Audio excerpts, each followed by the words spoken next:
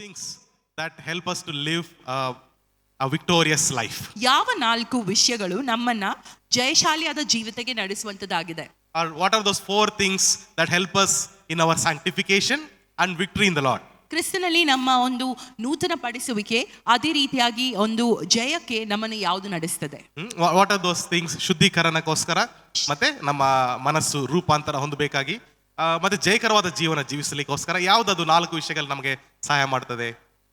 First thing, what is the first thing? ಮೊದಲನೇದಾಗಿ The word of God. ದೇವರ ವಾಕ್ಯ. Praise God. Praise the Lord. So we already meditated upon that, right? How the word of God helps us. ನಾವಾಗ್ಲೇ ಓದಿದ್ವಿ ಹೇಗೆ ದೇವರ ವಾಕ್ಯ ನಮಗೆ ಒಂದು ಅರ್ಥೈಸುತ್ತದೆ, ನಮಗೆ ಸಹಾಯ ಮಾಡ್ತದೆ ಎಂಬುದಾಗಿ. And word of God is everything for a believer. ದೇವರ ವಾಕ್ಯವು ವಿಶ್ವಾಸಿ ಜೀವಿತದಲ್ಲಿ ಎಲ್ಲವೂ ಆಗಿದೆ. And his word is true and his word is life and the spirit. ಆತನ ವಾಕ್ಯವು ಸತ್ಯವಾದಂತ ವಾಕ್ಯ, ಅದರಲ್ಲಿ ಜೀವವಿದೆ, ಅದರಲ್ಲಿ ಆತ್ಮವಿದೆ. Praise God. Amen. And what is the second thing? ಎರಡನೇ ವಿಷಯ ಏನು? Second thing, fellowship of the Holy Spirit. ಎಲ್ಲರೂ ಹೇಳಿರಿ, fellowship of the Holy Spirit. ಪವಿತ್ರಾತ್ಮನ ಅನ್ಯೋನ್ಯತೆ ಎಂಬುದಾಗಿ ಎಲ್ಲರೂ ಹೇಳ್ರಿ. ಪವಿತ್ರಾತ್ಮನ ಅನ್ಯೋನ್ಯತೆ. Praise God. So that is what we are going to discuss for few weeks now. ಇನ್ನು ಕೆಲವು ಮುಂದಿನ ವಾರಗಳು ನಾವು ಇದರ ಕುರಿತಾಗಿ ಚರ್ಚಿಸಲಿದ್ದೇವೆ. Okay, what is the third one? ಮೂರನೇ ವಿಷಯ, third one is worship and prayer. ಆರಾಧನೆ ಮತ್ತು ಪ್ರಾರ್ಥನೆ. Praise the Lord. Praise the Lord. Worship and prayer, right? ಆರಾಧನೆ ಮತ್ತು ಪ್ರಾರ್ಥನೆ. Okay, what is the last one? ಕೊನೆಯದಾಗಿ ನಾಲ್ಕನೇ ಅಂಶ, church fellowship. Fellowship of the believers and church fellowship. ವಿಶ್ವಾಸಿಗಳ ಜೊತೆಗಿನ ಅನ್ಯೋನ್ಯತೆ, ಸಭೆಯ ಅನ್ಯೋನ್ಯತೆ. ಸಭೆಯ ಅನ್ಯೋನ್ಯತೆ. Praise God. So all these 4 will take place or will be happening in our life every day. ಈ ಎಲ್ಲ 4 ಅಂಶಗಳು ನಮ್ಮ ಜೀವಿತದಲ್ಲಿ ದಿನ ನಡೆಯುವಂತದ್ದಾಗಿದೆ. But only for the sake of study we are dividing like this. ಆದರೆ ಒಂದು ಇದನ್ನ ಜ್ಞಾನಿಸೋದಕ್ಕೋಸ್ಕರ ನಾವು 4 ವಿಭಾಗಗಳನ್ನಾಗಿ ಇದನ್ನ ಮಾಡ್ತೇವೆ. Okay, they all go hand in hand. ಎಲ್ಲವೂ ಸಮಾನವಾಗಿ ಜೊತೆಯಾಗಿ ನಡೆಯುವಂತದ್ದಾಗಿದೆ. Okay, so today we'll try to understand about the fellowship of the Holy Spirit. ಇವತ್ತು ನಾವು ಪವಿತ್ರಾತ್ಮನ ಜೊತೆಗಿನ ಅನ್ಯೋನ್ಯತೆಯ ಕುರಿತಾಗಿ ಚರ್ಚಿಸಲಿದ್ದೇವೆ. So let's say today is an introduction class. ಇವತ್ತು ಒಂದು ಇಂಟ್ರೊಡಕ್ಷನ್ ಕ್ಲಾಸ್ ಆಗಿರುತ್ತದೆ. Okay, so for us to have a deeper understanding, ನಮಗೆ ಇದರ ಕುರಿತಾಗಿ ಆಳವಾದಂತಹ ಒಂದು ಅಧ್ಯಯನ ಮಾಡಬೇಕಾದ್ರೆ I have chosen some books to meditate. ಕೆಲವು ಪುಸ್ತಕಗಳನ್ನು ನಾನು ಆರಿಸಿಕೊಂಡಿದ್ದೇನೆ, ಇದನ್ನು ನಾವು ಜ್ಞಾನ So ಮಾಡಲಿದ್ದೇವೆ. I will be teaching from those books. ಆ ಪುಸ್ತಕಗಳಿಂದ ನಾನು ಅಧ್ಯಯನವನ್ನು ನಡೆಸಲಿದ್ದೇನೆ. If you get those books, you can also meditate. ನಿಮಗೆ ಆ ಪುಸ್ತಕಗಳು ಸಿಕ್ಕಿದ್ದಲ್ಲಿ ನೀವು ಕೂಡ ಅದನ್ನು ಓದಬಹುದಾಗಿದೆ. Okay, the first one is the Holy Spirit and Reality. Okay, Holy Spirit and Reality ಎಂಬ ಪುಸ್ತಕ. ಅದು ಇಂಗ್ಲಿಷ್ ಅಲ್ಲಿ ಇದೆ, ಕನ್ನಡದಲ್ಲೂ ಕೂಡ ಇದೆ. ಅದು ವಾಚ್ಮೆನ್ ನೀ ಅವರು ಬರೆದ ಪುಸ್ತಕ. Second book, the Holy Spirit and Introduction. Holy Spirit and Introduction ಎಂಬ ಪುಸ್ತಕ. ಇದು ಇಂಗ್ಲಿಷ್ ಅಲ್ಲಿ ಮಾತ್ರ ಇದೆ. Okay, ಅದು ಜಾನ್ ಬಿವೇರ್ ಅವರು ಬರೆದ ಪುಸ್ತಕ. John Bevere is from a preacher named John Bevere. Okay, and Carriers of the Glory, Becoming a Friend of the Holy Spirit. ಪರಿಶುದ್ಧಾತ್ಮನ ಜೊತೆ ಒಂದು ಫ್ರೆಂಡ್ಶಿಪ್ ಕುರಿತಾಗಿ ಈ ಪುಸ್ತಕ. That is from David Diga Hernandez. Okay, ಅದು ಕೂಡ ಓನ್ಲಿ ಇಂಗ್ಲಿಷ್ ಅಲ್ಲಿ ಇದೆ. ಬಟ್ ಕೊನೆಯ ಪುಸ್ತಕ ನಾನು ಹೇಳುವಂಥದ್ದು ಇಂಗ್ಲಿಷ್ ಅಲ್ಲಿ, ಕನ್ನಡದಲ್ಲೂ ಕೂಡ ಇದೆ. 2 ಪುಸ್ತಕಗಳು. ಒಂದು ದ ನ್ಯೂ ಯು, ಹೊಸದಾಗಿರುವಂಥ ನೀವು ಎಂಬುದಾಗಿ. Okay, new you and the Holy Spirit from Andrew Wommack. ಅದು ಕನ್ನಡದಲ್ಲಿದೆ, ಇಂಗ್ಲಿಷಲ್ಲಿ ಕೂಡ ಇದೆ. And last one, good morning Holy Spirit. It is very famous book from Benny Hinn. Okay, Benny Hinn ಅವರ ಪುಸ್ತಕ. ಅದು ಕೂಡ ಇಂಗ್ಲಿಷಲ್ಲಿ, ಕನ್ನಡದಲ್ಲಿದೆ. ಗುಡ್ ಮಾರ್ನಿಂಗ್ ಹೋಲಿ ಸ್ಪಿರಿಟ್ ಎಂಬುದಾಗಿ. All books are available in Amazon. Yes. Okay, praise the Lord. Okay, if you can buy and read, it is really beautiful. But anyway, we'll be teaching from those. That is also very helpful for us. Just before going to study, I want to just testify. You know, when I was reading the Good Morning Holy Spirit book. Good Morning Holy Spirit, ಬೆನಿ ಹಿನ್ ಅವರು ಬರೆದಂತ ಪುಸ್ತಕವನ್ನು ನಾನು ಓದುತ್ತಿರುವಾಗ ಸಾಕ್ಷಿಗೋಸ್ಕರ ಇದನ್ನು ಹೇಳ್ತಾ ಇದ್ದೇನೆ. It is from Benny Hinn. ಬೆನಿ ಹಿನ್ ಅವರು ಬರೆದಂತ ಪುಸ್ತಕ ಇದಾಗಿದೆ. Pastor Benny Hinn, you might be knowing him. In the beginning of the book, he wrote that when you start reading the book, before you end it, you will be filled with the Holy Spirit and you will work in the gifts of the Holy Spirit, he wrote before. ಈ ಪುಸ್ತಕವನ್ನು ಮುಗಿಸಿದ ಮುಂಚಿತವಾಗಿ ಪವಿತ್ರಾತ್ಮ ದೇವರನ್ನ ನೀವು ತುಂಬಿಸಲ್ಪಡ್ತೀರಾ ಮತ್ತು ನೀವು ಪವಿತ್ರಾತ್ಮನ ವರಗಳಲ್ಲಿ ಚಲಿಸ್ತೀರಾ ಎಂಬುದಾಗಿ ಮೊದಲನೆಯ ಪುಟದಲ್ಲೇ ಬರೆದಿದೆ. It so happened that I was reading halfway through I started to speak in tongues. I started to have heavenly visions and anointing flew mightily. ಅರ್ಧ ಪುಸ್ತಕವೇ ನಾನು ಓದಿದಾಗ ನಾನು ಅನ್ಯ ಭಾಷೆಗಳಲ್ಲಿ ಮಾತನಾಡಲು ಶುರು ಮಾಡಿದೆ. ಅದೇ ರೀತಿಯಾದಂತಹ ವಿಷನ್ಸ್ಗಳನ್ನು ನಾನು ಕಂಡೆ ಮತ್ತು ಪವಿತ್ರಾತ್ಮನ ವರಗಳಲ್ಲಿ ನಾನು ನಡೆಸುತ್ತಾ ನನ್ನನ್ನು ನಾನು ಕಂಡೆ. Okay, so these writings are anointed. ಆತನ ಒಂದು ಲೇಖನಗಳು ನಿಜವಾಗಿ ಅಭಿಷೇಕ ಹೊಂದಿದೆ ಎಂಬುದಾಗಿ ನಾನು ತಿಳಿತೇನೆ. Okay, but let's not read book just because we know the preacher, ನಾವು ಸುಮ್ಮನೆ ಪುಸ್ತಕವನ್ನು ನಮಗೆ ಅದು ಬರೆದ ಲೇಖಕರು ಗೊತ್ತೆಂಬುದಾಗಿ ಓದೋದು ಬೇಡ. but let us compare with the word of God. ದೇವರ ವಾಕ್ಯದ ಜೊತೆ ಅದನ್ನು ನಾವು ಹೋಲಿಕೆ ಮಾಡಿ ಓದಿ ಅರ್ಥೈಸಬೇಕಾಗಿದೆ. Paul tells about one church, right? ಪೌಲನು ಒಂದು ಸಭೆ ಕುರಿತಾಗಿ ಹೇಳ್ತಾ ಇದ್ದಾನೆ. I appreciate you because my own teaching you compared with the word of God. ನಾನು ನಿಮ್ಮನ್ನ ಮೆಚ್ಚಿಸ್ತೇನೆ, ಯಾಕಂದ್ರೆ ನೀವು ನನ್ನ ಒಂದು ಬೋಧನೆಯನ್ನೇ ದೇವರ ವಾಕ್ಯಕ್ಕೆ ಹೋಲಿಕೆ ಮಾಡಿ ನೋಡಿದ್ದೀರಾ ಇದು ಎಂಬುದಾಗಿ. ಕರೆಕ್ಟಾ ಇಲ್ವಾ ಎಂಬುದಾಗಿ ಪೌಲನ ಟೀಚಿಂಗ್ ನೇ ಅವರು ಹೋಲಿಕೆ ಮಾಡಿ ನೋಡಿದ್ರಂತೆ, right? So just remember that when you read the books. ದೇವರ ವಾಕ್ಯವನ್ನ ಆ ಪುಸ್ತಕಗಳನ್ನ ನೀವು ಓದುವಾಗ ಇದರ ಕುರಿತಾಗಿ ಕೂಡ ಆಲೋಚಿಸಿ ಗಮನಿಸಿರಿ. All right, praise God. All right, let's go into the teaching now. Before actually explaining about the Holy Spirit, ಪವಿತ್ರಾತ್ಮನ ಕುರಿತಾಗಿ ಹೇಳುವುದಕ್ಕಿಂತ ಮುಂಚಿತವಾಗಿ okay, I want to ask you some questions. ಕೆಲವು ಪ್ರಶ್ನೆಗಳನ್ನ ನಾನು ನಿಮ್ಮಲ್ಲಿ ಕೇಳ್ತೇನೆ. What do you think about the Holy Spirit? When I say Holy Spirit, what comes to your mind? ಪವಿತ್ರಾತ್ಮ ದೇವರು ಎಂಬುದಾಗಿ ನಾನು ಹೇಳಿದಾಗ ನಿಮಗೆ ಏನು ಮನಸ್ಸಿಗೆ ಬರ್ತದೆ? ಪವಿತ್ರಾತ್ಮನು ಎಂಬುದಾಗಿ ಹೇಳಿದಾಗ Is a person, okay. ಆತನು ವ್ಯಕ್ತಿ ವ್ಯಕ್ತಿ ಎಂಬುದಾಗಿ. ಎಂಬುದಾಗಿ. ಮತ್ತೆ ತ್ರೈಕ ದೇವರಲ್ಲಿ ಒಬ್ಬನು, okay. Okay, yeah, he is a part of Trinity. He is my great help. ಆತನು Praise the ನನ್ನ Lord. ದೊಡ್ಡ Wonderful. ಸಹಾಯಕ. Okay, he is my strength. ಆತನು Beautiful. ನನ್ನ ಬಲ. Okay, he teaches us the word of God. ನಮ್ಮನ್ನು ಸರಿಯಾದ ಮಾರ್ಗದಲ್ಲಿ ನಡೆಸುವವರು, Sorry, ಶೋಧನೆಗಳಿಂದ ಬಿಡುಗಡೆ ಪಡಿಸುವವರು, limitations. ಕೊರತೆಗಳಲ್ಲಿ Yeah, ನನ್ನನ್ನು ಬಲಪಡಿಸುವವರು. praise Lord. Supernatural courage he gives. Super natural ಆದಂತಹ ಒಂದು ಧೈರ್ಯವನ್ನು ಅವರು ನಮಗೆ ಕೊಡ್ತಾರೆ. Okay, praise God. Wonderful, wonderful. He gives us assurance that we are the children of the Most High God. ಕ್ರಿಸ್ತನ ಮಕ್ಕಳು ನಾವು, ದೇವರ ಮಕ್ಕಳು ನಾವೆಂಬುದಾಗಿ ನಮಗೆ ಒಂದು ಆಶ್ವಾಸನೆ ಅವರು ನೀಡ್ತಾರೆ. Okay, all right. So before you came to know the truth about the Holy Spirit, ಪವಿತ್ರಾತ್ಮನ ಕುರಿತಾಗಿ ಸತ್ಯವು ನಿಮಗೆ ಗೊತ್ತಾಗುತ್ತ ಮುಂಚಿತವಾಗಿ what were the wrong ideas that you had about the Holy ತಪ್ಪು Spirit? ಆಲೋಚನೆಗಳು ನಿಮಗೆ ಏನಿತ್ತು? ಏನಾದ್ರು ಪರಿಶುದ್ಧಾತ್ಮನ ಭಿನ್ನಾಭಿಪ್ರಾಯಗಳಿತ್ತ ಕುರಿತು. ಪವಿತ್ರಾತ್ಮನ ಕುರಿತಾಗಿ? ಸರಿ, ಪರಿಶುದ್ಧಾತ್ಮ ಪಾರಿವಾಳ, ಬೆಂಕಿ ಗಾಳಿ ಎಂಬುದಾಗಿ ಒಂದು ಆಲೋಚನೆ ಇತ್ತು, ರೈಟ್? ಸರಿ, ಶಿವರಿಂಗ್, ರೈಟ್, ಶಿವರಿಂಗ್ ಆಗುವಂಥದ್ದು. Okay, praise Lord. Earlier in the traditional churches we never talk about the Holy Spirit. Yes. In Bible, ಸತ್ಯವೇದದಲ್ಲಿ when you talk about life, ನೀವು ಜೀವನದ ಕುರಿತಾಗಿ ಮಾತನಾಡುವ, especially in the New Testament, ಹೊಸ ಒಡಂಬಡಿಕೆಯಲ್ಲಿ the word life is given in three ways in Greek. ಜೀವ ಪದಕ್ಕೆ ಮೂರು ಅರ್ಥಗಳು ಗ್ರೀಕ್ ಭಾಷೆಯಲ್ಲಿ ಕೊಡಲ್ಪಟ್ಟಿವೆ. Okay, in English it is written life. English ಭಾಷೆಯಲ್ಲಿ ಜೀವಕ್ಕೆ ಲೈಫ್ ಎಂಬುದಾಗಿ ಹೇಳ್ತಾರೆ. Okay, ಕನ್ನಡದಲ್ಲಿ ಜೀವ ಎಂಬುದಾಗಿದೆ. ತೆಲುಗುలో ಕೂಡ ಜೀವಿತము, జీవితము, ప్రాణము, ಜೀವಂ, జీవం, జీవం, right? So జీవం అని ఉంది, right? But in Greek there were three words used. Greek ಭಾಷೆಯಲ್ಲಿ ಮೂರು ಪದಗಳು ಜೀವದ ಕುರಿತಾಗಿ ಉಪಯೋಗಿಸಲ್ಪಟ್ಟಿವೆ. If we understand these three words, we can clearly understand what Jesus was saying. ಈ ಮೂರು ವಾಕ್ಯಗಳ ಅರಿವು ನಮಗಾದಲ್ಲಿ ಯೇಸು ಕ್ರಿಸ್ತರು ಯಾವುದ್ರ ಕುರಿತಾಗಿ ಹೇಳ್ತಾ ಇದ್ದಾರೆ ಎಂಬುದಾಗಿ ನಮಗೆ ಅರಿವಾಗ್ತದೆ. The first word that we see, and we also know this word, is called bios. ಮೊದಲನೆಯ ವಾಕ್ಯ ಜೀವಕ್ಕೆ ಗ್ರೀಕ್ ಪದದಲ್ಲಿ ಬಯೋಸ್ ಎಂಬುದಾಗಿ, BIOS. ಎಲ್ಲರಿಗೆ ಬಯಾಲಜಿ ಅಂತ ಗೊತ್ತಿದೆಯಲ್ಲ? What is biology? ಜೀವಶಾಸ್ತ್ರ. Studying about life. ಜೀವದ ಕುರಿತಾಗಿ ಅಧ್ಯಯನ. Okay, the word biology comes from bios. Biology ಎಂಬ ಪದವು ಬಯಾಸ್ ಎಂಬ ಪದದಿಂದ ಬರುವಂತದ್ದಾಗಿದೆ. This is a physical life. ಅದು ಶಾರೀರಿಕವಾದಂತಹ ಜೀವ. Okay, I worked in cancer therapy. ನಾನು ಕ್ಯಾನ್ಸರ್ ಥೆರಪಿಯಲ್ಲಿ ಕೆಲಸ ಮಾಡ್ತಾ ಇದ್ದೇನೆ. I always had one doubt. ನನ್ಗೆ ಯಾವಾಗಲೂ ಒಂದು ಸಂದೇಹವಿತ್ತು. What is life? ಜೀವ ಅಂದ್ರೆ ಏನು? Okay, what is life? What is bios? Bias ಅಂದ್ರೆ ಏನು? Okay, because what cancer cells I was working on, those are breast cancer and cervical cancer. ನಾನು ಯಾವ ಕ್ಯಾನ್ಸರ್ ಸೆಲ್ಸ್ ಮೇಲೆ ಅಧ್ಯಯನ ಮಾಡ್ತಾ ಇದ್ದೇನೋ ಅದು ಒಂದು ಬ್ರೆಸ್ಟ್ ಕ್ಯಾನ್ಸರ್ ಮತ್ತು ಇನ್ನೊಂದು cervical cancer. Okay, the cell lines, the cervical cancer cell line is called HeLa, HeLa cell lines. Okay, HeLa cell lines. Okay, ಆ ಸೆಲ್ಸ್ ಇರ್ತದಲ್ಲ, ಕ್ಯಾನ್ಸರ್ ಸೆಲ್ಸ್, ನಾನು ವರ್ಕ್ ಮಾಡೋ ಕ್ಯಾನ್ಸರ್ ಸೆಲ್ಸ್ ಹೆಸರು HeLa cells, HeLa. Okay, HeLa ಎಂಬುದಾಗಿ ಏನು ಅಂತ ನಾನು ನೋಡಿದೆ. ಅದು ಒಂದು ವ್ಯಕ್ತಿಯ ಹೆಸರು. ಆ ವ್ಯಕ್ತಿ ಹೆಸರು ಹೆನ್ರಿಯೆಟಾ ಲಾರ್ಕ್ಸ್ ಎಂಬುದಾಗಿ. That the name HeLa means one person's name. It is Henrietta Lacks. Who is Henrietta Lacks? 68 years back she died. She died 68 years back, but her cells I am using and working. So 68 ವರ್ಷದ ಹಿಂದೆ ಅವರು ಸತ್ತಿದ್ದಾರೆ. ಅವರ ಒಂದು cells ಅನ್ನ ಹಿಡಿದು ನಾವು ಇವತ್ತು experiment ಮಾಡ್ತಾ ಇದ್ದೇವೆ. Okay, so is she alive? ಅವರು ಸತ್ತಿದ್ದಾರಾ, ಜೀವಿತವಾಗಿದ್ದಾರಾ? ಸತ್ತಿದ್ದಾರೆ. But her cells are alive. ಆದ್ರೆ Right? ಅವರ ಸೆಲ್ಸ್, Okay. ಜೀವ ಕಣಗಳು ಜೀವವಾಗಿವೆ. Okay, so we cannot very much determine what is life. ಜೀವಿತ ಏನೆಂಬುದಾಗಿ ನಮಗೆ ಸುಲಭವಾಗಿ ಹೇಳಲಿಕ್ಕೆ ಸಾಧ್ಯವಿಲ್ಲ. Okay, if ಜೀವ you- ಎಂಬುದಾಗಿ ಏನೆಂಬುದಾಗಿ, Okay, if you ask what is life, ಜೀವ ಏನು ಎಂಬುದಾಗಿ ನೀವು ಕೇಳಿದ್ರೆ I'm sure nobody can define it perfectly. ಯಾರು ಅದನ್ನ ಸಂಪೂರ್ಣವಾಗಿ ವಿವರಿಸಲು ಸಾಧ್ಯವಾಗುವುದಿಲ್ಲ. But by God's grace, Bible is given to us. ಆದ್ರೆ ದೇವರ ದಯ ಮೂಲಕ, ಕೃಪೆಯ ಮೂಲಕ ನಮಗೆ ಸತ್ಯವೇದವು ಕೊಡಲ್ಪಟ್ಟಿದೆ. Okay, life is of three kinds. ಜೀವವು ಮೂರು ಥರದಾಗಿದೆ. This is bios. Bios means physical life. ಒಂದು ಬಯಾಸ್ ಅಂದ್ರೆ ಶಾರೀರಿಕವಾದ ಜೀವನ, Okay. ಜೀವ. When you breathe, when you eat, when you do something physically, this is bios. ನೀವು ಶ್ವಾಸಿಸುವಾಗ, ತಿನ್ನುವಾಗ, ಶಾರೀರಿಕ ವಲಯದಲ್ಲಿ ಏನಾದ್ರೂ ಮಾಡುವಾಗ ಅದನ್ನ ನಾವು ಬಯಾಸ್ ಎಂಬುದಾಗಿ ಹೇಳ್ತೇವೆ. Okay. And there is second one. ಎರಡನೇದು That is called suche or suchi. ಸೂಚಿ ಎಂಬುದಾಗಿ ಅದರ ಅರ್ಥ. Okay. PSUCHE. Okay. Suchi. Okay. ಸೂಚಿ ಎಂಬುದಾಗಿ This is life in your thoughts. ಅಂದ್ರೆ ಆಲೋಚನೆಯ ಜೀವನ. Jivana. Okay. So last time we learned one thing about our thoughts, right? ಕಳೆದ ವಾರ ಆಲೋಚನೆ ಕುರಿತಾಗಿ ನಾವೇನೋ ಕಲ್ತ್ವಿ. Okay.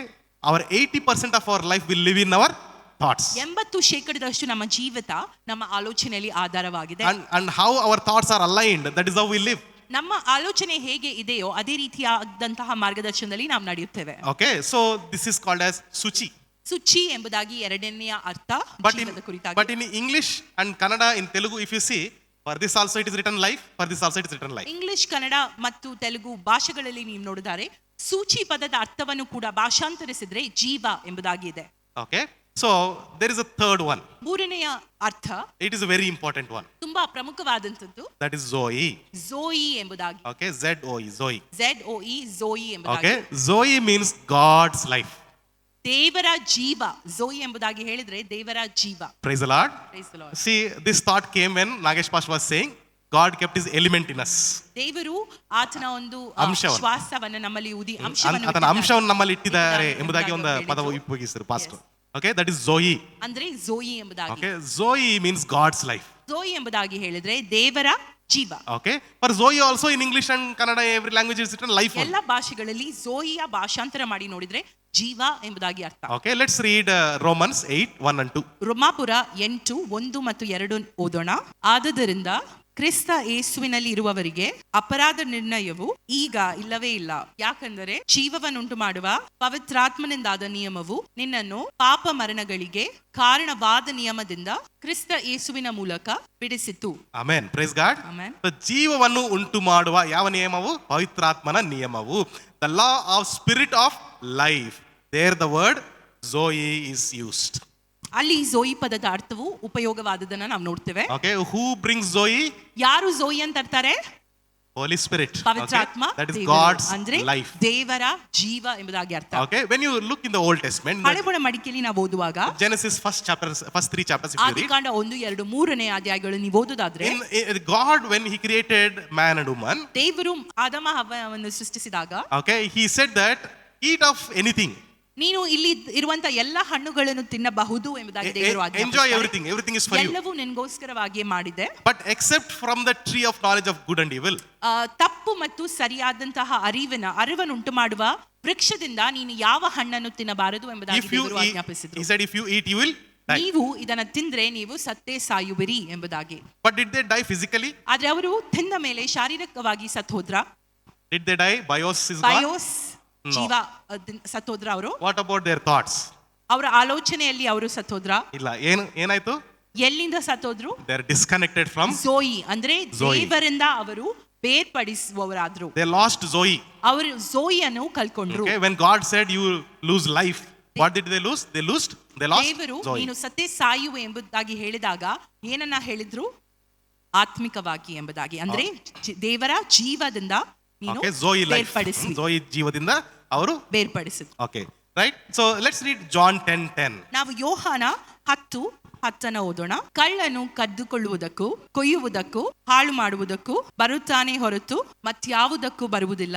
ನಾನಾದರೂ ಅವುಗಳಿಗೆ ಜೀವವು ಇರಬೇಕೆಂತಲೂ ಅವು ಸಮೃದ್ಧಿಯಾಗಿರಬೇಕೆಂತಲೂ ಬಂದೆನು. Praise the Lord. Praise the Lord. Here when Jesus said I came to give life and life in abundance. ನಾನು ಜೀವವನ್ನು ಸಮೃದ್ಧಿಯುಳ್ಳ ಜೀವನವನ್ನು ಕೊಡ್ಲಿಕ್ಕೆ ಬಂದೆ ಎಂಬುದಾಗಿ ದೇವರು ಹೇಳುವಾಗ, Okay, when Jesus was saying that, he said in Greek, if you see, he said Zoe, I came to give you God's life. ಯೇಸು ಸ್ವಾಮಿ ವಾಕ್ಯವನ್ನು ಹೇಳುವಾಗ ಯೇಸು ಸ್ವಾಮಿ ಯಾವುದನ್ನು ಅನ್ವಯಿಸಿದ್ರೆಂಬುದಾಗಿ ಹೇಳಿದ್ರೆ ಝೋಯಿ ಅಂದ್ರೆ ದೇವರ ಜೀವವನ್ನು ಕೊಡಕ್ಕೆ ಬಂದೇನೋ. Praise the Lord. So Jesus came to give God's life. ಯೇಸು ಸ್ವಾಮಿ ದೇವರ ಜೀವವನ್ನು ಕೊಡುವುದಕ್ಕೆ ಬಂದಾತನಾಗಿದ್ದಾನೆ. And that life is through the ಮತ್ತು ಆ ಜೀವನ ಪವಿತ್ರಾತ್ಮನ ಮೂಲಕವಾಗಿ ಆಗಿದೆ. Okay, what about Suchi then? Let's read Matthew ಸೂಚಿಯ 16. ಕುರಿತಾಗಿ ಏನು? Matthew 16:25. ಮತ್ತಾಯ 16:25. ತನ್ನ ಪ್ರಾಣವನ್ನು ಉಳಿಸಿಕೊಳ್ಳಬೇಕೆಂತಿರುವವನು ಅದನ್ನು ಕಳಕೊಳ್ಳುವನು, ಆದರೆ ನನ್ನ ನಿಮಿತ್ತವಾಗಿ ತನ್ನ ಪ್ರಾಣವನ್ನು ಕಳಕೊಂಡವನು ಅದನ್ನು ಕಂಡುಕೊಳ್ಳುವನು. Praise the Lord. Praise the Lord. Okay, here also when you see in the Greek original ಇಲ್ಲಿ translation, ಗ್ರೀಕ್ ಒಂದು ಭಾಷಾಂತರದಲ್ಲಿ ನೀವು ಇದನ್ನು ನೋಡುದಾದ್ರೆ okay, what Jesus was saying that whoever loses Suchi for my sake. ಇಲ್ಲಿ ಏನ್ ಬರೆಯಲ್ಪಟ್ಟಿದೆ ಎಂಬುದಾಗಿ ಹೇಳಿದ್ರೆ, ಯಾರಾದರೂ ಸೂಚಿಯನ್ನ ನನಗೋಸ್ಕರ ಕಳೆದುಕೊಂಡ್ರೆ. Okay, actually he is not telling if you die you will get life. He is not telling ನೀನ್ that. ಸತ್ರೆ ನೀನ್ ಮರು ಜೀವಿತ ಹೊಂದುತ್ತಿ ಎಂಬುದಾಗಿ ಅರ್ಥವಲ್ಲ. So if you read like that, you will think that after death only you have eternal life. ಆಗ ನೀವೆನಿಸ್ತೀರಾ ಸತ್ತೋದ್ಮೇಲೆ ಮಾತ್ರ ನಿತ್ಯ ಜೀವ ಉಂಟು ಎಂಬುದಾಗಿ. Okay, but Jesus is saying that if you lose your thought pattern or the worldly patterns, ಕನ್ನಡದಲ್ಲಿ correct ಆಗಿ ಪ್ರಾಣವು ಎಂಬುದಾಗಿ ಉಪಯೋಗಿಸಲ್ಪಟ್ಟಿದೆ, ರೈಟ್? ಪ್ರಾಣ ಅಂದ್ರೆ ಏನು? ಸೋಲ್ ಆರ್ ಮನಸ್ಸು ಎಂಬುದಾಗಿ, ರೈಟ್? ಆತನಿಗೋಸ್ಕರ ನಾವು ಮನಸ್ಸು ಕಂಪ್ಲೀಟ್ ಆಗಿ ಕೊಡೋದಾದ್ರೆ, ರೈಟ್, ಏನು ಸಿಗುತ್ತಂತೆ? Zoe, you will find Zoe, God's life. So that is how these three words are interchanged in the Bible. ಅದೇ ರೀತಿಯಾಗಿ ಈ ಮೂರು ಪದಗಳು ವಿವಿಧ ರೀತಿಯಲ್ಲಿ ಸತ್ಯವೇದದಲ್ಲಿ ಉಪಯೋಗಿಸಿದನ್ನ ನಾವು So ನೋಡ್ತೇವೆ. in the same way, Luke 8:14, ಲೂಕ 8:14 ನೀವು ನೋಡುದಾದ್ರೆ, there Jesus talks about parable of a sower. ಅಲ್ಲಿ ಬಿತ್ತುವವನ ಸಾಮ್ಯದ ಕುರಿತಾಗಿ ಯೇಸು ಸ್ವಾಮಿ ಬರೆದಿದ್ದಾರೆ. There he talks about worries of the world, cares of the world. ಅಲ್ಲಿ ಲೌಕಿಕವಾದಂತಹ ಆಲೋಚನೆ ವ್ಯಸನಗಳ ಕುರಿತಾಗಿ Okay, ಬರೆಯಲ್ಪಟ್ಟಿದೆ. ಚಿಂತೆಗಳ ಕುರಿತಾಗಿ ಚಿಂತೆಗಳ ಬರೆಯಲ್ಪಟ್ಟಿದೆ. ಕುರಿತಾಗಿ. There he uses the word bios. ಅಲ್ಲಿ ಬಯಾಸ್ ದ ಅರ್ಥೈಸುವಿಕೆಯನ್ನ ನಾವು ನೋಡಬಹುದಾಗಿದೆ. Okay, praise the Lord. Praise the Lord. So you understand, right, what is bios, Suchi and Zoe. Bias, ಸೂಚಿ ಮತ್ತು ಝೋಯಿ ಏನೆಂಬುದಾಗಿ ನಿಮಗೆ ಈಗ ಅರ್ಥ ಆಯ್ತಲ್ಲ? Okay, there are other words that are used for Zoe. ಇನ್ನು ಕೆಲವು ವರ್ಡ್ಸ್ ಗಳನ್ನ ಝೋಯಿಯ ಬದಲು ಉಪಯೋಗಿಸಲ್ಪಟ್ಟಿದೆ. Okay, that is eternal life. ಅಂದ್ರೆ ನಿತ್ಯ ಜೀವ, Okay, life in abundance. ಸಮೃದ್ಧಿ ಆದಂತಹ ಜೀವ, God's life. ದೇವರ ಜೀವ, God given life. ದೇವರಿಂದ ಬಂದಂತಹ ಜೀವ, God's breath. ದೇವರ ಒಂದು ಶ್ವಾಸ. Okay, like this, many English terms are used based on the context. ಒಂದು ಸಂದರ್ಭದ ಕುರಿತಾಗಿ ನೋಡುದಾದ್ರೆ ಹಲವು ಈ ತರದಂತಹ ವಾಕ್ಯಗಳನ್ನ ಝೋಯುಗೆ ಉಪಯೋಗಿಸಲ್ಪಡುವುದನ್ನ ನಾವು Okay, ನೋಡ್ತೇವೆ. but if you see in the Greek, only one word is used for that. What is that? Zoe. ಆದ್ರೆ Greek ಪದದಲ್ಲಿ ನಾವು ನೋಡುದಾದ್ರೆ ಒಂದೇ ವರ್ಡ್ ಅನ್ನ ಅದೆಲ್ಲ ಸ್ಥಳಗಳಲ್ಲಿ ಉಪಯೋಗಿಸಲ್ಪಟ್ಟಿದೆ. ಅದು ಯಾವುದೆಂಬುದಾಗಿ ಹೇಳಿದ್ರೆ ಝೋಯಿ. Praise the Lord. Praise the Lord. So with this we understand ಇದ್ರ ಮೂಲಕ ನಾವು ಅರ್ಥೈಸುವುದೇನೆಂದಾಗಿ ಹೇಳಿದ್ರೆ, there is no believer life or there is no Christian life without the Holy Spirit. ಪವಿತ್ರಾತ್ಮರಿಲ್ಲದೆ ಕ್ರೈಸ್ತ ಜೀವಿತವಿಲ್ಲ. Okay, without the Holy Spirit there is no believer. ಪವಿತ್ರಾತ್ಮ ಇಲ್ಲದಿದ್ದರೆ ವಿಶ್ವಾಸಿಯೇ ಇಲ್ಲ. Okay, if you say I'm a believer ನಾನು ವಿಶ್ವಾಸಿ ಎಂಬುದಾಗಿ ನೀವು ಹೇಳಿದ್ರೆ, and I'm born again in Christ, ನಾನು ಕ್ರಿಸ್ತನಲ್ಲಿ ಮರು ಹುಟ್ಟಿದ್ದೇನೆ ಎಂಬುದಾಗಿ ನೀವು Okay. ಹೇಳಿದ್ರೆ, that means that you are confessing actually that I have Zoe. ಅಂದ್ರೆ ನೀವು ಅರಿಕೆ ಮಾಡ್ತಾ ಇದ್ದೀರಾ ನನ್ನಲ್ಲಿ ಝೋಯಿ ಇದೆ ಎಂಬುದಾಗಿ. Okay, that means God's life is in me. ಅಂದ್ರೆ ಕ್ರಿಸ್ತನ ಜೀವ ನನ್ನಲ್ಲಿದೆ. And that life is through the Holy Spirit. ಮತ್ತು ಆ ಜೀವ ಪವಿತ್ರಾತ್ಮ ದೇವರ ಮೂಲಕವಾಗಿದೆ. Praise God. Praise the Lord. So there is literally zero believers without the Holy Spirit. ಆದುದರಿಂದ ವಿಶ್ವಾಸಿಗಳು ಪವಿತ್ರಾತ್ಮನಿಲ್ಲದೆ ಝೀರೋ ವಿಶ್ವಾಸಿಗಳಿದ್ದಾರೆ ಎಂಬುದಾಗಿ ನಾವು Okay, ಹೇಳ್ಬೋದು. sometimes we hear in the meetings, right? ಕೆಲವು ಮೀಟಿಂಗ್ಸ್ ಗಳಲ್ಲಿ ನಾವು ಕೇಳ್ತೇವೆ. I also use these words sometimes earlier in our meetings. ನಾನು ಕೂಡ ಕೆಲವು ಮೀಟಿಂಗ್ಸ್ ಅಲ್ಲಿ ಈ ವಿಷಯಗಳನ್ನು ಉಪಯೋಗಿಸಿದೆ. I used to say that whoever is with the Holy Spirit come. ಪವಿತ್ರಾತ್ಮವನ್ನು ಹೊಂದಿದವರು ಎದುರು ಬನ್ನಿ ಎಂಬುದಾಗಿ. Okay, but when I understood this, ಇದನ್ನ ನಾನು ಅರ್ಥೈಸಿದಾಗ I ಸಂಪೂರ್ಣವಾಗಿ understood that there is no believer without Holy Spirit. ಪವಿತ್ರಾತ್ಮ ದೇವರಿಲ್ಲದ ವಿಶ್ವಾಸಿಗಳೇ ಇಲ್ಲ ಎಂಬುದಾಗಿ ನಂಗೆ ಗೊತ್ತಾಯ್ತು. Praise the Lord. Praise the Lord. Hallelujah. Hallelujah. Can you turn to neighbor and tell them the Holy Spirit is in you? ಪವಿತ್ರಾತ್ಮ ದೇವರು ನಿಮ್ಮ ಹತ್ರ ಇದ್ದಾನೆ, ನಿಮ್ಮಲ್ಲಿ ಇದ್ದಾನೆ ಎಂಬುದಾಗಿ ನಿಮ್ಮ Tell them God's life is in you. ದೇವರ ಜೀವ ನಿಮ್ಮಲ್ಲಿದೆ ಎಂಬುದಾಗಿ. Zoe is in you. ಝೋಯಿ ನಿಮ್ಮಲ್ಲಿ ಇದೆ. Praise the Lord. Praise the Lord. Hallelujah. Yeah. See, Jesus explains about the Holy Spirit like this in John 14:26. ಯೋಹಾನ 14:26 26. ಈ ರೀತಿಯಾಗಿ ಪವಿತ್ರಾತ್ಮನ ಕುರಿತಾಗಿ ಬರೆಯಲ್ಪಟ್ಟಿದೆ. ಆದರೆ ಆ ಸಹಾಯಕನು, ಅಂದರೆ ನನ್ನ ಹೆಸರಿನಲ್ಲಿ ತಂದೆಯು ಕಳಿಸಿಕೊಡುವ ಪವಿತ್ರಾತ್ಮನೇ ನಿಮಗೆ ಎಲ್ಲವನ್ನು ಉಪದೇಶಿಸಿ ನಾನು ನಿಮಗೆ ಹೇಳಿದ್ದನ್ನೆಲ್ಲ ನಿಮ್ಮ ನೆನಪಿಗೆ ತರುವನು. Praise the Lord. Praise the Lord. So when Jesus spoke about the Holy Spirit, ಪವಿತ್ರಾತ್ಮನ ಕುರಿತಾಗಿ What Yesu Holy Swami Spirit? ಹೇಳಿದಾಗ ಈ ಪುಸ್ತಕದಲ್ಲಿ okay, Jesus is saying that he is another helper. ಆತನು ಇನ್ನೊಂದು ಸಹಾಯಕ ಎಂಬುದಾಗಿ ಬರೆಯಲ್ಪಟ್ಟಿದೆ. Okay, and in several occasions he told that he is another comforter. In another translation we see. ಇನ್ನು ಕೆಲವು ಟ್ರಾನ್ಸ್ಲೇಷನ್ ಅಲ್ಲಿ ನೋಡೋದಾದ್ರೆ ಆತನು ಸಹಾಯಕ ಮತ್ತು ಆದರಣೆಕರ್ತ. So Holy Spirit has several names. Helper, okay? ಪವಿತ್ರಾತ್ಮನಿಗೆ ಹಲವಾರು ಹೆಸರುಗಳಿವೆ. ಒಂದು ಸಹಾಯಕ, Comforter, ಇನ್ನೊಂದು ಆದರಣೆಕರ್ತ, okay, counselor, ಆಲೋಚನಾ ಕರ್ತ, advocate, wakila, ವಕೀಲ, advocate or lawyer, right? What else is there? Strengthener, ಬಲಪಡಿಸುವಾತ, stand by. ನನ್ನ ಬದಲಾಗಿ ನಿಲ್ಲುವಾತನು. Okay, praise the Lord. So for all these, one Greek word was used, that is parakletos. ಈ ಎಲ್ಲಾ ಪದಗಳಿಗೆ ಒಂದು Greek ಪದ ಉಪಯೋಗಿಸಲ್ಪಟ್ಟಿತ್ತು, ಅದರ ಹೆಸರು ಪ್ಯಾರಾಕ್ಲಿಟೋಸ್. Okay, Holy Spirit is your Paracletos. ಪವಿತ್ರಾತ್ಮ ದೇವರು ನಿಮ್ಮ ಪ್ಯಾರಾಕ್ಲಿಟೋಸ್. Okay, all right, praise God. Praise the Lord. So these are the names given to the Holy Spirit. ಪವಿತ್ರಾತ್ಮನಿಗೆ ಕೊಡಲ್ಪಟ್ಟ ಹೆಸರುಗಳು ಇವು ಆಗಿವೆ. That means that in the time of your need, ಅಂದ್ರೆ ನಿಮ್ಮ ಸಹಾಯಕ ಸಮಯಗಳಲ್ಲಿ okay, he will become your helper. ಆತನು ನಿಮ್ಮ ಸಹಾಯಕನಾಗ್ತಾನೆ. Okay, when you are worried or tensed or you're in trouble, ನೀವು ಚಿಂತಿಸುವಾಗ ಅಥವಾ ಸಮಸ್ಯೆಯಲ್ಲಿರುವಾಗ, or if you are going through some suffering, ಅಥವಾ ನೀವು ಯಾವ್ದಾದ್ರೂ ಒಂದು ಹಿಂಸೆಯಿಂದ ಹೋಗ್ತಿರುವಾಗ, he is your comforter. ಆತನು ನಿಮ್ಮ ಆದರಣೆ ಕರ್ತ. Okay, when you need counsel, ನಿಮಗೆ ಯಾವ್ದಾದ್ರೂ ಆಲೋಚನೆ ಬೇಕಿದ್ದಲ್ಲಿ, or when you need direction in life, ಅಥವಾ ಜೀವಿತದಲ್ಲಿ ಮಾರ್ಗದರ್ಶನ ಬೇಕಾಗಿದ್ರೆ, or when you want to do ministry in certain way, ಅಥವಾ ಒಂದು ರೀತಿಯಲ್ಲಿ ನಿಮಗೆ ಸೇವೆಯನ್ನು ಮಾಡಬೇಕಾದ ಆಶೆ ಇದ್ರೆ, he is your counselor. ಆತನು ನಿಮ್ಮ ಆಲೋಚನಾ ಕರ್ತನಾಗಿದ್ದಾನೆ. Okay, he is also your advocate. ಆತನು ನಿಮ್ಮ ವಕೀಲ ಕೂಡ ಆಗಿದ್ದಾನೆ. Okay, he fights on your behalf. ಆತನು ನಿಮ್ಮ ಪರವಾಗಿ ವಾದಿಸುವಾತನಾಗಿದ್ದಾನೆ. Praise God, he fights on your behalf. ನಮ್ಮ ಪರವಾಗಿ ವಾದಿಸುವಾತನಾಗಿದ್ದಾನೆ. Okay, he is the proof that we are saved, right? ಆತನೇ ನಾವು ವಿಶ್ವಾಸ ರಕ್ಷಣೆ ಹೊಂದಿದ್ದೇವೆ ಎಂಬ ಒಂದು ಸಾಕ್ಷಿಯಾಗಿದ್ದಾರೆ. Okay, and he is also our advocate. He fights on our behalf. ಆತನು ನಮಗೋಸ್ಕರ ವಾದ ಮಾಡುವಂತಹ ವಕೀಲರು ಕೂಡ ಆಗಿದ್ದಾರೆ. So that's why whenever God spoke to people, he said that when you stand, I will speak through you. ಆದುದರಿಂದ ದೇವರು ಯಾವಾಗೆಲ್ಲ ಜನರ ಜೊತೆ ಮಾತನಾಡಿದ್ರು ಅವರು ಹೇಳ್ತಾರೆ, ನೀನು ನಿಲ್ಲು, ನಾನು ನಿನ್ನ ಪರವಾಗಿ ಮಾತನಾಡ್ತೇನೆ ಎಂಬುದಾಗಿ. Okay, praise the Lord. Praise the Lord. He is our strengthener. When we do not have strength, he is the one who strengthens us. ಬಲ ಇಲ್ಲದ ಸಮಯದಲ್ಲಿ ಆತನು ನಮ್ಮನ್ನು ಬಲಪಡಿಸುವಾತನಾಗಿದ್ದಾನೆ. And he stands by. ಯಾವಾಗ್ಲೂ ನಮ್ಮ ಪರವಾಗಿ ನಿಲ್ಲುವಾತನಾಗಿದ್ದಾನೆ. Praise the Lord. Hallelujah. Hallelujah. And this beautiful expression of the Holy Spirit we see in the book of Acts. ಇದು ಪವಿತ್ರಾತ್ಮನ ಕುರಿತಾಗಿರುವಂತಹ ಎಲ್ಲಾ ವಿಷಯಗಳನ್ನು ನಾವು ಅಪೊಸ್ತಲ ಕೃತಿಗಳಲ್ಲಿ ನೋಡ್ತೇವೆ. Okay, if you get time, please read the book of Acts completely. ಅಪೊಸ್ತಲ ಕೃತಿಗಳನ್ನು ಸಂಪೂರ್ಣವಾಗಿ ನೀವು ಸಮಯ ಇದ್ದಾಗ ಓದಿರಿ. It's so beautiful. ತುಂಬಾ ಸುಂದರವಾದಂತಹ ಒಂದು ಅಧ್ಯಾಯವಾಗಿದೆ. When Jesus said, when the Holy Spirit comes upon you, Acts chapter 1 verse 8 says, when the Holy Spirit comes upon you, you'll receive power and you'll become my witnesses. ದೇವರ ಆತ್ಮವು ನಿಮ್ಮ ಮೇಲೆ ಬಂದಾಗ ನೀವು ನನ್ನ ಸಾಕ್ಷಿಗಳಾಗ್ತೀರಾ ಮತ್ತು okay, you will receive power. ನಿಮಗೆ ಶಕ್ತಿ ಬರ್ತದೆ ಮತ್ತು ನೀವು ಸಾಕ್ಷಿಗಳಾಗ್ತೀರಾ ಎಂಬುದಾಗಿ. Hallelujah. Hallelujah. And we see the fulfillment of the words of Jesus Christ in that entire book.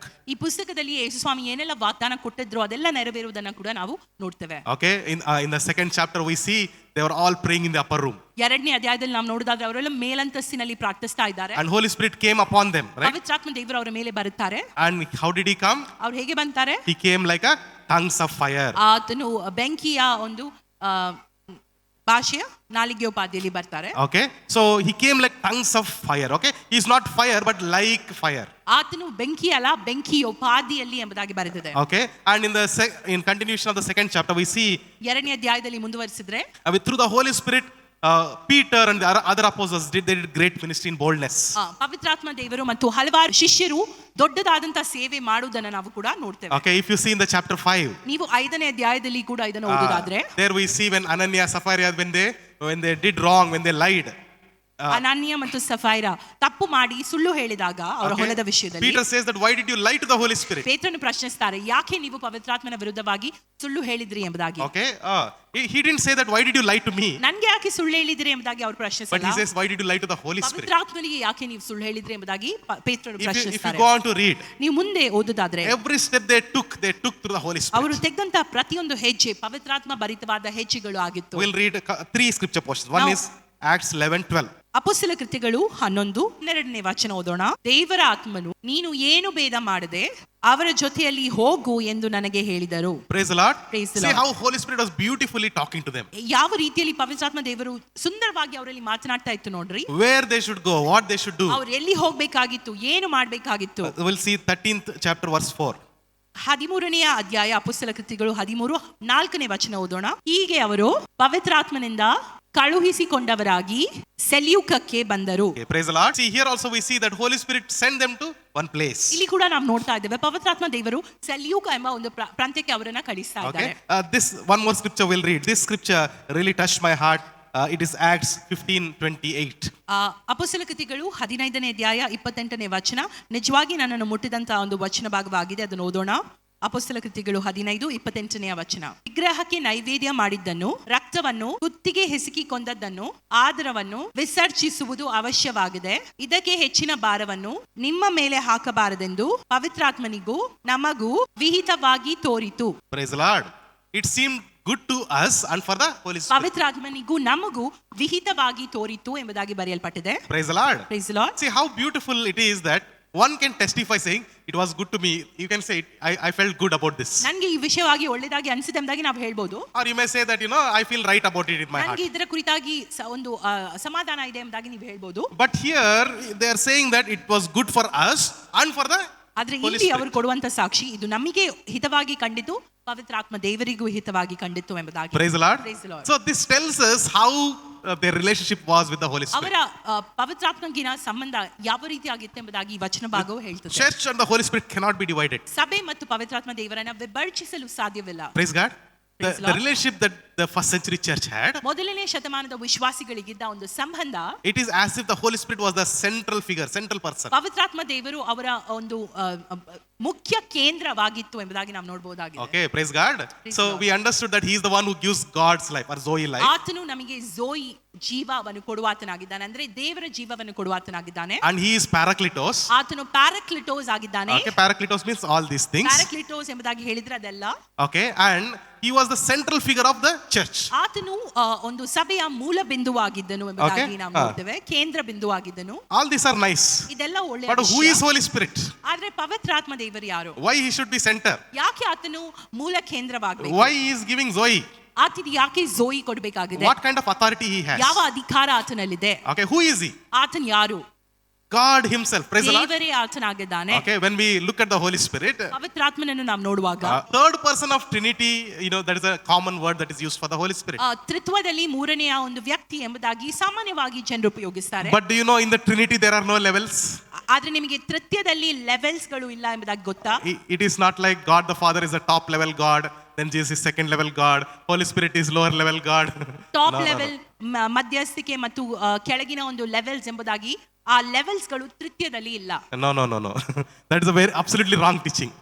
Okay, ಅದು ತಪ್ಪಾದಂತ ಬೋಧನೆ. this teaching is increasing in some areas. ಕೆಲವು ಸ್ಥಳಗಳಲ್ಲಿ ಈ ಬೋಧನೆಗಳು ನಡೆಯುತ್ತಾ ಇವೆ. Okay, but it's not true. ಅದು ಸರಿಯಾದಂತಹದ್ದಲ್ಲ. Okay, if you want to count like that, like first 1, 2 and 3, ಈ 1 2 3 ಅನ್ನು ಲೆಕ್ಕಿಸಬೇಕಿದ್ರೆ maybe you should count Holy Spirit as 1. ಪವಿತ್ರಾತ್ಮನನ್ನ ನೀವು ಒಂದೆಂಬುದಾಗಿ ಕೌಂಟ್ ಮಾಡಬೇಕಾಗಿದೆ. Okay, ಮೂರಲ್ಲ ಒಂದೇ ಆಕ್ಚುಲಿ ಹೇಳ್ಬೇಕಾದ್ರೆ. ಯಾಕೆ ನೀವು ಬೈಬಲ್ ಓಪನ್ ಮಾಡಿದಾಗ ಫಸ್ಟ್ ಅವರದೇ ಹೆಸರು ಬರುವಂಥದ್ದು. The Spirit of God was hovering upon the waters. Yeah. ದೇವರಂದ್ರೆ ತ್ರೈಕ ದೇವರು. ತ್ರಿತ್ವದಲ್ಲಿ ಮೊದಲ ಹೆಸರು ಯಾರು ಬಂದದ್ದು? ಪವಿತ್ರಾತ್ಮ ಬಂದು ಅಲ್ಲ. So you cannot say that is third person. ಆತನ ಮೂರನೆಯ ವ್ಯಕ್ತಿ ಎಂಬುದಾಗಿ ನಿಮ್ಗೆ ಹೇಳಲು ಆಗುದಿಲ್ಲ. Okay, or he is not the third level God. ಆತನ ಮೂರನೆಯ ವಿಭಾಗವಾದಂತಹ ದೇವರಲ್ಲ. He is God himself. ಆತನು ದೇವರೇ. So in some expressions he was called as the Lord. ಕೆಲವು ಸ್ಥಳಗಳಲ್ಲಿ ಆತನನ್ನ ಕರ್ತನು ಎಂಬುದಾಗಿ ಹೇಳಲ್ಪಟ್ಟಿದ್ದಾರೆ. Okay, and in some places the Spirit of Jesus ಎಂಬುದಾಗಿ ಕೂಡ ಬೈಬಲ್ ಅಲ್ಲಿ ಇದೆ. ಕರ್ತನ ಆತ್ಮನ, right? ಎಂಬುದಾಗಿ. Some more things we can understand. Maybe we'll in the coming days we can learn about it. ಇನ್ನು But ಕೆಲವು ವಿಷಯಗಳನ್ನು ನಾವು ಮುಂದೆ ಚರ್ಚಿಸೋಣ. Genesis 1:26. ಆದಿಕಾಂಡ 1:26. Okay, it says when God created Adam and Eve, or male and female he created, right? When he was about to create, what did he say? Let us create man in our own image. ಮನುಷ್ಯನನ್ನ ಸೃಷ್ಟಿಸೋಕ್ಕಿಂತ ಮುಂಚಿತವಾಗಿ ದೇವರು ಹೇಳ್ತಾರೆ, ನಾವು ಮನುಷ್ಯನನ್ನ ನಮ್ಮ ಸ್ವರೂಪದಲ್ಲಿ ಮಾಡೋಣ ಎಂಬುದಾಗಿ. Praise the Lord. Praise the Lord. Okay, so how who is saying this? God is saying, ದೇವರು ಇದನ್ನ ಹೇಳ್ತಾ ಇದ್ದಾರೆ, and he is saying ನಮ್ಮ ಸ್ವರೂಪದಲ್ಲಿ, ನಮ್ಮ ನಮ್ಮ ಹೋಲಿಕೆ, right? ಸ್ವರೂಪದಲ್ಲಿ ಮಾಡೋಣ ಎಂಬುದಾಗಿ. So what does that mean? What is he saying? ನಮ್ಮ ಎಂಬುದಾಗಿ ಹೇಳುವಾಗ ಒಬ್ಬರಿಗಿಂತ ಹೆಚ್ಚಿದ್ದಾರೆ ಎಂಬುದಾಗಿ, right? Yes. More than one was present during creation, right? So that's why he's saying us, our. ಆದುದರಿಂದ ನಮ್ಮ ಸ್ವರೂಪದಲ್ಲಿ ಹೋಲಿಕೆಯಲ್ಲಿ ಮಾಡೋಣ ಎಂಬುದಾಗಿ ದೇವರು ಹೇಳ್ತಾರೆ. Okay, Matthew 3:16-17. ಮತ್ತಾಯ 3:16 ಮತ್ತು 17 ಓದೋಣ. ಯೇಸು ಸ್ವಾಮಿ ಸ್ನಾನ ಮಾಡಿಸಿಕೊಂಡ ಕೂಡಲೇ ನೀರಿನಿಂದ ಮೇಲಕ್ಕೆ ಬರಲು ಇಗೋ ಆತನಿಗೆ ಆಕಾಶವು ತೆರೆಯಿತು ಮತ್ತು ದೇವರ ಆತ್ಮ ಪಾರಿವಾಳದ ಹಾಗೆ ಇಳಿದು ತನ್ನ ಮೇಲೆ ಬರುವುದನ್ನು ಕಂಡನು. ಆಗ ಈತನು ಪ್ರಿಯನಾಗಿರುವ ನನ್ನ ಮಗನು, ಈತನನ್ನು ನಾನು ಮೆಚ್ಚಿದ್ದೇನೆ ಎಂದು ಆಕಾಶವಾಣಿ ಆಯಿತು. Amen. Praise the Lord. Praise the Lord. See, this is a perfect image of Trinity. ಇದು ತ್ರೈಕ ದೇವರ ಒಂದು ಉತ್ತಮವಾದಂತಹ ಒಂದು ವಿದರ್ಶನೆ. Okay, son has come down to this earth in the form of a human. ಮಗನು ದೈವಕುಮಾರನು ಈ ಲೋಕದಲ್ಲಿ ಮನುಷ್ಯನ ಉಪಾಧಿಯಲ್ಲಿ ಬಂದಿದ್ದಾರೆ. He was taking baptism. ಆತನು ದೀಕ್ಷಾಸ್ನಾನ ತೆಗೆದುಕೊಳ್ತಾ ಇದ್ದಾನೆ. After baptism, what happened? The doors of heaven were open. ದೀಕ್ಷಾಸ್ನಾನ ಆದ ಬಳಿಕ ತಕ್ಷಣನೇ ಆ ಸ್ವರ್ಗದ ದ್ವಾರಗಳು ತೆರೆಯಲ್ಪಡುವುದನ್ನು ನಾವು ಕಾಣ್ತೇವೆ. Holy Spirit came and landed upon him like a dove. ಪವಿತ್ರಾತ್ಮ ದೇವರು ಪಾರಿವಾಳದ ಉಪಾಧಿಯಲ್ಲಿ ಬಂದು ಅವರ ಮೇಲೆ ನೆಲೆಸುವುದನ್ನು ನಾವು ನೋಡ್ತೇವೆ. Okay, and the voice came from the heaven. ಸ್ವರ್ಗದಿಂದ ಒಂದು ಸ್ವರವು ಎಲ್ರಿಗೆ ಕೇಳಿಸ್ತದೆ. This is my beloved son in whom I am well pleased. ಇದು ನನ್ನ ಪ್ರಿಯ ಮಗನು, ಇವನಲ್ಲಿ ನಾನು ಮೆಚ್ಚಿದ್ದೇನೆ ಎಂಬುದಾಗಿ. Praise the Lord. Praise the Lord. This is such a beautiful image of Trinity. ಇದು ತುಂಬಾ ಒಂದು ಸುಂದರವಾದಂತಹ ತ್ರೈಕ ದೇವರ ಒಂದು ವಿವರಣೆಯಾಗಿದೆ. Okay, understanding Trinity is very complex. ಟ್ರಿನಿಟಿಯನ್ನು ಅಥವಾ ತ್ರೈಕ ದೇವರನ್ನು ಅರ್ಥೈಸುವುದು ಸ್ವಲ್ಪ ಕಷ್ಟವಾದಂತಹ ಸಂಗತಿ ಹೌದು. Okay, but if we can simply understand, that is not God. ಆದ್ರೆ ಅದನ್ನ ಸುಲಭವಾಗಿ ನಾವು ಅರ್ಥೈಸೋದಾದ್ರೆ ಯಾವ್ದಾದ್ರು ವಿಷಯ ಅದು ದೇವರೇ ಅಲ್ಲ. Okay, because it is God, it is not possible to fully understand. ದೇವರಾದುದರಿಂದ ನಮ್ಮ ಒಂದು ಶಾರೀರಿಕವಾದ ಒಂದು ಮನಸ್ಸಿನಲ್ಲಿ ನಮಗೆ ಅದನ್ನ ಅರ್ಥೈಸಲು ಸಂಪೂರ್ಣವಾಗಿ ಸಾಧ್ಯವಾಗುವುದಿಲ್ಲ. Okay, but bit by bit, because of his revelation, ಆದ್ರೆ ಹಂತ ಹಂತವಾಗಿ ಆತನ ಪ್ರಕಟಣೆಯ ನಿಮಿತ್ತವಾಗಿ okay, we can understand ನಮಗೆ ಅರ್ಥ ಆಗ್ತದೆ that Father, Son and the Holy Spirit together called as God. ತಂದೆ ಮಗ ಪವಿತ್ರಾತ್ಮ ದೇವರು ಜೊತೆಯಾಗಿ ದೇವರು ಎಂಬುದು ಕರೀತಾರೆ. We have only one, ನಮಗೆ ಒಂದೇ ದೇವರು, one God. Okay, praise the Lord. Praise the Lord. We don't have three gods. ನಮಗೆ Remember ಮೂರು that. ದೇವರಿಲ್ಲ, ನೆನಪಿಡಿ. Okay, ಈಗ ತಂದೆ ಮಗ ಪರಿಶುದ್ಧಾತ್ಮ ಅಂದ್ರೆ ಮೂರು ದೇವರು ಅನ್ಕೊನ್ಬೇಕು, ಇಲ್ಲ ಒಂದೇ ದೇವರು. Okay, praise the Lord. 3 in 1, that's why it's called as Trinity. ತ್ರಿತ್ವ ಅಂದ್ರೆ ಏನು? ಮೂರು ಸೇರಿ ಒಂದರಲ್ಲಿ ಒಂದೇ. Praise the Lord. Okay, so here God and Elohim, these words are used, right? ದೇವರು ಎಲೋಹಿಮ್ ಎಂಬ ಒಂದು ವರ್ಡ್ಸ್ ಅನ್ನು ಉಪಯೋಗಿಸಲ್ಪಟ್ಟಿವೆ in the creation. ಸೃಷ್ಟಿಯಲ್ಲಿ. Okay, Elohim is not a singular. ಎಲೋಹಿ ಎಂಬುದಾಗಿ ಹೇಳಿದ್ರೆ ಅದು ಒಂದು ವ್ಯಕ್ತಿಗೆ ಸೇರ್ಪಡೆ ಆದಂತದಲ್ಲ. Okay, Elohim is a team. ಎಲೋಹಿ ಅಂದ್ರೆ ಪ್ಲೂರಲ್, ಅಂದ್ರೆ ಒಂದು ಗುಂಪು. Okay, so it's like a ಗುಂಪು. Okay, fine. So Elohim is not one person. ಎಲೋಹಿಮ್ ಒಂದು ಮನುಷ್ಯ ಅಲ್ಲ, Okay, that ಗುಂಪು. That word itself does not belong to singularity. ಆ ಪದವು ಒಂದು ಮನುಷ್ಯನಿಗೆ ಸೇರಿದಂತದ್ದಲ್ಲ ಅಥವಾ ಒಬ್ಬರಿಗೆ ಸೇರಿದಂತದ್ದಲ್ಲ, ಅದು ಗುಂಪು ಎಂಬುದಾಗಿ, ಒಬ್ಬರಿಗಿಂತ ಹೆಚ್ಚು ಎಂಬುದಾಗಿ ಅದರ ಅರ್ಥ. Okay, like for example, ಉದಾಹರಣೆಗೆ if you say India is playing, India Bharat ದೇಶವು ಆಡುತ್ತಾ ಇದೆ ಎಂಬುದಾಗಿ ನಾವು ಹೇಳಿದಾಗ, okay, that's not one person, right? ಅದು ಒಬ್ಬರಲ್ಲ, it's a team. ಅದು ಒಂದು ತಂಡವಾಗಿದೆ. Yes, ತಂಡ, ಅದೇ ವರ್ಡ್ ನಾನು ಹುಡುಕ್ತಾ ಇದ್ದೆ. Okay, so when you say we are one family, ನಾವು ಒಂದು ಕುಟುಂಬ ಎಂಬುದಾಗಿ ನೀವು ಹೇಳುವಾಗ, me and my wife we are one, if we say, ನಾವಿಬ್ಬರು ಒಂದು ಎಂಬುದಾಗಿ ನಾವು ಹೇಳುವಾಗ, or we are one body, ನಾವು ಒಂದೇ ದೇಹ ಎಂಬುದಾಗಿ ಹೇಳುವಾಗ, okay, it doesn't mean that our body became one, it merged. ನಮ್ಮ ದೇಹವು ಜಾಯಿಂಟ್ ಆಯ್ತು ಎಂಬುದಾಗಿ ಅಲ್ಲ. Okay, we are two people, ನಾವು ಇಬ್ಬರು ವ್ಯಕ್ತಿಗಳು, but one body. ಆದ್ರೆ ಒಂದು ದೇಹ. Okay, you are understanding the word? ಅರ್ಥವಾಗ್ತದೆಯಾ? This kind of words that are used, ಈ ತರ metaphorical words ಯೂಸ್ ಮಾಡಲ್ಪಟ್ಟಿದೆ. Okay, and some people explain like this. ಕೆಲವು ಜನರು ಈ ರೀತಿಯಾಗಿ ಇದನ್ನ ಎಕ್ಸ್ಪ್ಲೇನ್ ಮಾಡ್ತಾರೆ. Okay, if you say water, if you take water, ನೀವು ನೀರನ್ನ ತೆಗೆಯುವುದಾದ್ರೆ it exists in 3 forms. ಆ ನೀರು 3 ರೂಪದಲ್ಲಿ ನಾವು ನೋಡಬಹುದು. Okay, ನೀರನ್ನ, this is water, liquid. ಇದು ದ್ರವ ರೂಪ. Okay, if you keep it at 0 degrees, what happens? ಇದನ್ನ ನಾವು 0 ಡಿಗ್ರಿಯಲ್ಲಿ ಇಟ್ಟರೆ ಏನಾಗ್ತದೆ? Okay, ಐಸ್ ಆಗ್ತದೆ. below 4 degrees, 0 degrees, what happens? It start to become ice. Okay, that is a solid form. ಅಂದ್ರೆ ಆ ಘನ ಪದಾರ್ಥ Okay, ಘನ ಆಗಿ ಪದಾರ್ಥ. ಮಾರ್ಪಡ್ತದೆ. ಇದು ದ್ರವ್ಯ. Okay, ಅದು ಏನಾಗಿದೆ? ಘನ ಪದಾರ್ಥ, ice. Okay, when you heat it above 100 degrees, what happens? ನೀವು ಮತ್ತು ಅದನ್ನ ನೀವು ಕುದಿಸೋದಾದ್ರೆ 100 ಸೆಂಟಿಗ್ರೇಡ್ ಗಿಂತ ಹೆಚ್ಚು ಮಾಡಿದ್ರೆ ಅದೇನಾಗ್ತದೆ? It's a gas. ಆವಿ ಆಗ್ತದೆ. Okay, it becomes gas. ಅಂದ್ರೆ ಇದು ಗ್ಯಾಸ್ ಆಗಿ ಮಾರ್ಪಡ್ತದೆ. Okay, so it is water only, ಅದು ನೀರೇ, but it exists in 3 forms. ಆದ್ರೆ 3 So ವಿಧ. you can, but this also it does not fully explain God. ಇದು ಕೂಡ ನಮಗೆ ಸಂಪೂರ್ಣವಾಗಿ ದೇವರ ಕುರಿತಾಗಿ ಹೇಳುವುದಕ್ಕೆ ಸಾಧ್ಯವಾಗ್ತಾ ಇಲ್ಲ. Okay, ಈ ಉದಾಹರಣೆ ಕೂಡ. I will tell one more example. ಇನ್ನೊಂದು ಉದಾಹರಣೆ ಹೇಳ್ತೇನೆ. In a family, ಒಂದು ಮನೆಯಲ್ಲಿ if you take father, mother and the son, ನೀವು ತಂದೆ ಮಗ ಮತ್ತು ಹೆಂಡತಿ ತಾಯಿ, ತಗೊಂಡ್ರೆ, so if you take father, mother and the son, they are one family, right? ತಂದೆ ಮಗ ಮತ್ತು ತಾಯಿಯನ್ನು ತಗೊಂಡ್ರೆ ಅವರು ಒಂದು ಕುಟುಂಬ. Okay, praise the Lord. Praise the Lord. So Trinity is like one family. ತ್ರೈಕತ್ವ ಎಂಬುದಾಗಿ ಹೇಳಿದ್ರೆ ಒಂದು ಕುಟುಂಬದ ಉಪಾಧಿ. Okay, there is beautiful love between these 3. ಮೂವರಲ್ಲಿ ಕೂಡ ಒಂದು ಉತ್ತಮವಾದಂತಹ ಪ್ರೀತಿ ನೆಲೆಸುತ್ತದೆ. Okay, father always exalted Jesus. ತಂದೆ ಯಾವಾಗಲೂ ಯೇಸು ಸ್ವಾಮಿನ ಎಕ್ಸಾಲ್ಟ್ ಮಾಡ್ತಾರೆ, ಮಹಿಮೆ ಪಡಿಸ್ತಾರೆ. Okay, and Jesus talked about the Holy Spirit and saying, from now on Holy Spirit will lead you. ಪವಿತ್ರಾತ್ಮ ದೇವರು ಯಾವಾಗಲೂ ಯೇಸು ಸ್ವಾಮಿ ಯಾವಾಗಲೂ ಪವಿತ್ರಾತ್ಮ ದೇವರ ಕುರಿತು ಮಾತನಾಡ್ತಾ ಇನ್ನು ಮುಂದೆ ಪವಿತ್ರಾತ್ಮ ದೇವರು ನಿಮ್ಮನ್ನು ನಡೆಸ್ತಾನೆ ಕೂಡ ಎಂಬುದಾಗಿ ಹೇಳ್ತಾರೆ. And so much he respected the Holy Spirit that he says that if anybody does blasphemy against me, there is forgiveness, but if you do blasphemy against the Holy Spirit, there is no forgiveness. ಎಷ್ಟು ಒಂದು ಆದ್ಯತೆ ಯೇಸು ಸ್ವಾಮಿ ಪವಿತ್ರಾತ್ಮದ ಕುರಿತಾಗಿ ಕೊಟ್ಟರು ಎಂಬುದಾಗಿ ಹೇಳಿದ್ರೆ ಆತನು ಹೇಳ್ತಾರೆ, ನನ್ನ ಕುರಿತಾಗಿ ನೀವೇನಾದ್ರೂ ಹೇಳಿದ್ರು ಕೂಡ ಅದು ಕ್ಷಮಿಸಬಲ್ಲದ್ದು, ಆದ್ರೆ ಪವಿತ್ರಾತ್ಮನ ಕೂಡ ಕುರಿತಾಗಿ ನೀವೇನಾದ್ರೂ ಹೇಳಿದ್ರೆ ಅದಕ್ಕೆ ಯಾವ ಕ್ಷಮಾಪಣೆ ಇಲ್ಲ, ಪವಿತ್ರಾತ್ಮನನ್ನು ದೂಷಣೆ ಮಾಡಿದ್ರೆ ಅದಕ್ಕೆ ಯಾವ ಕ್ಷಮಾಪಣೆ ಇಲ್ಲ ಎಂಬುದಾಗಿ. Okay, so much respect Jesus gave to the Holy Spirit. ಆದ್ಯತೆ ಗೌರವವನ್ನು ಯೇಸು ಸ್ವಾಮಿ ಪವಿತ್ರಾತ್ಮರಿಗೆ ಕೊಡುವಂತದನ್ನ ನಾವು ನೋಡ್ತೇವೆ. And the Holy Spirit once again what he does, he reminds about what Jesus has taught, he exalts Jesus Christ, he puts Jesus on the top, and he exalts the Father and gives Father's love. ಪವಿತ್ರಾತ್ಮ ದೇವರು ಕೂಡ ನಾವು ನೋಡೋದಾದ್ರೆ ಯೇಸು ಸ್ವಾಮಿಯ ಕುರಿತಾಗಿ ಹೇಳಿ ಆ ಯೇಸು ಸ್ವಾಮಿಯ ಬೋಧನೆಗಳನ್ನ ನಮಗೆ ಜ್ಞಾಪಕಕ್ಕೆ ತರುತ್ತಾ ತಂದೆಯಾದ ದೇವರನ್ನು ಮೇಲೆಡುತ್ತಾ ಆತನನ್ನ ಮಹಿಮೆ ಪಡಿಸುವುದನ್ನು ನಾವು ನೋಡ್ತೇವೆ. Praise the Lord. Praise the Lord. So it is like a beautiful family. ಅದೊಂದು ಉತ್ತಮವಾದಂತಹ ಸುಂದರವಾದಂತಹ ಕುಟುಂಬದ ಉಪಾಧಿಯಲ್ಲಿ In the Hebrew text, ಇಬ್ರಿಯ ಒಂದು ಗ್ರಂಥದಲ್ಲಿ ನಾವು ನೋಡ್ತಾರೆ for the Spirit of God, ಇಬ್ರಿಯ ಪದದ ಭಾಷಾಂತರದಲ್ಲಿ okay, the feminine gender was used. ಪವಿತ್ರಾತ್ಮ ದೇವರಿಗೆ ಒಂದು ಸ್ತ್ರೀಲಿಂಗ ಉಪಯೋಗಿಸಲ್ಪಟ್ಟಿತ್ತು. Correct? Feminine genders, strilinga, right? In the Hebrew text. ಇಬ್ರು ಟೆಕ್ಸ್ಟ್ ಅಲ್ಲಿ ಸ್ತ್ರೀಲಿಂಗ ಎಂಬುದಾಗಿ ಉಪಯೋಗಿಸಲ್ಪಟ್ಟಿತ್ತು But ಪವಿತ್ರಾತ್ಮ ದೇವರಿಗೆ. when it comes to Greek, ಆದ್ರೆ ಗ್ರೀಕ್ ಭಾಷೆಗೆ ನಾವು ಅದನ್ನು ನೋಡುವಾಗ ಅದರ ಭಾಷಾಂತರ there they very sure used atanu ಎಂಬುದಾಗಿ, right? So him, it is said him or he. Greek ಭಾಷೆಯಲ್ಲಿ ಪುಲ್ಲಿಂಗ ಅಥವಾ ಆತನು ಎಂಬುದಾಗಿ ಉಪಯೋಗಿಸಲ್ಪಡೋದನ್ನ ನಾವು ನೋಡ್ತೇವೆ. So you can understand this Trinity by understanding the family as well. ನಿಮಗೆ ಈ ಟ್ರಿನಿಟಿ ಅಥವಾ ತ್ರೈಕ ದೇವರ ಒಂದು ಕುರಿತಾಗಿ ನಾವು ಹೇಳುವುದಾದ್ರೆ ಕುಟುಂಬದ ಉದಾಹರಣೆ ನೋಡಿದ್ರೆ ನಿಮಗೆ ಗೊತ್ತಾಗ್ತದೆ. Okay, there are many more examples like this. ಇನ್ನೂ ಹೆಚ್ಚಾದ ಉದಾಹರಣೆಗಳಿವೆ. But nothing will fully explain the Trinity. ಆದ್ರೆ ಯಾವುದು ಕೂಡ ತ್ರೈಕ ದೇವರನ್ನು ಸಂಪೂರ್ಣವಾಗಿ ವಿವರಿಸಲು ಸಾಧ್ಯವಿಲ್ಲ. Okay, one preacher said like this. ಒಂದು ದೇವ ಸೇವಕರು ಈ ರೀತಿಯಾಗಿ ಹೇಳಿದ್ರು, If you can fully understand God with your mind, ನಿಮಗೆ ದೇವರ ಕುರಿತಾಗಿ ಸಂಪೂರ್ಣವಾಗಿ ನಿಮ್ಮ ಆಲೋಚನೆ ಮೂಲಕ ಅರ್ಥ ಆದ್ರೆ, if you say that God is this and this, that is his shape, that is his akara, that is his nature, if you can define like that, ದೇವರು ಈ ರೀತಿಯಾಗಿ ಇದು ದೇವರ ಆಕಾರ, ಇದು ಆತನ ಸ್ವಭಾವ ಎಂಬುದಾಗಿ ನೀವು ಸಂಪೂರ್ಣವಾಗಿ ಹೇಳಲು ಶಕ್ತರಾದ್ರೆ, most probably that person is not God. That person is not ಆ God. ಮನುಷ್ಯ ದೇವರೇ ಅಲ್ಲ ಎಂಬುದಾಗಿ. Okay, because your mind cannot contain what God is. ದೇವರೇನೆಂಬುದಾಗಿ ನಿಮ್ಮ ಮನಸ್ಸಿಗೆ ಕಾಂಪ್ರಿಹೆಂಡ್ ಮಾಡಕ್ಕಾಗಲ್ಲ, ಆಲೋಚನೆ ಊಹಿಸ್ಲಿಕ್ಕೂ ಆಗಲ್ಲ. Okay, it is impossible.